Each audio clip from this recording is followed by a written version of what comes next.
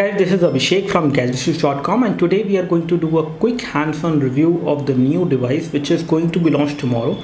This is the Samsung Galaxy On 7 which I am talking about. This is a new affordable budget Android phone which is going to be launched for a price approximately 11,000 rupees in Indian market.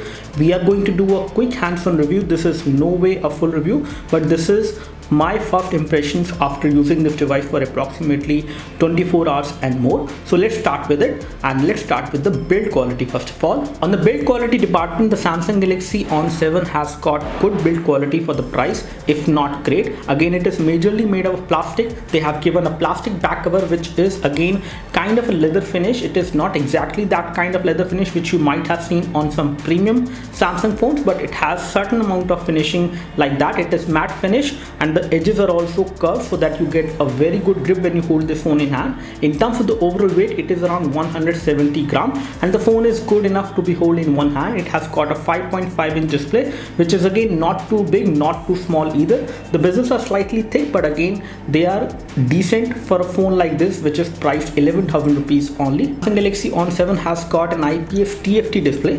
Viewing angles for the display are good. You can see the display from extreme angles without any issues, but again the color production is not that good compared to a Super AMOLED display. Again, the display looks good and the overall clarity of the display is good. Sunlight visibility of the display is also decent. Again, if it is not great, it does have a special outdoor mode. In case you would like to see this display in outdoors in sunlight, you can enable that mode and have a better visibility of the display. The display overall on this phone is good, if not great. Viewing angles are decent and the color production is kind of average. If on the hardware front, the Samsung Galaxy On 7 has got 1.2 GHz quad-core CPU, 1.5 GB of RAM, and it has got Snapdragon 410 inside. Again, the chipset is good. May not be great in terms of the gaming performance, but the overall day-to-day usage on this device has been smooth so far. I have not noticed any UI lag in the TouchWiz UI, but again the TouchWiz UI is good and nicely optimized to run on this hardware, which is a good thing. Again, this is going to be a closest competitor for the Samsung Galaxy J7 which we have seen. This phone gives you very good performance in day-to-day usage, but again for heavy usage, in case you would like to play high definition games, they does lag a bit. Again, most of the games you can play. Storage wise, the Samsung Galaxy On 7 has a slight compromise here because it comes with 8 GB of internal storage, out of which 4.5 GB is available to the user. But again, you do have a support for micro SD memory card. You can expand the storage, but again this much of storage is kind of a limitation compared to some other devices which are available in the same price segment, and they come with 16 GB storage on board, whereas this one comes with only 8 GB storage, out of which 4.5 GB is actually available.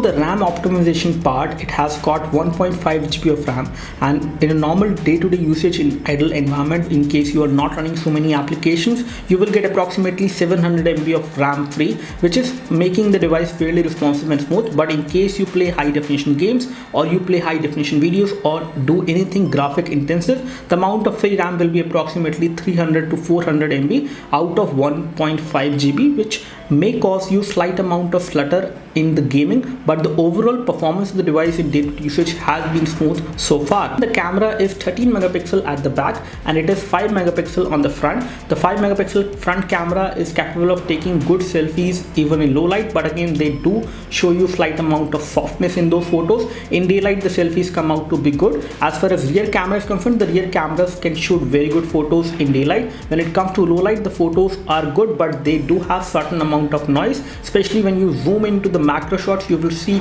certain amount of noise in these photos, but the overall clarity of the rear camera, especially in low light, in artificial light, is good if not great. To quickly test the gaming, I played Nova 3 on this device and the device performed really well in that particular gaming test.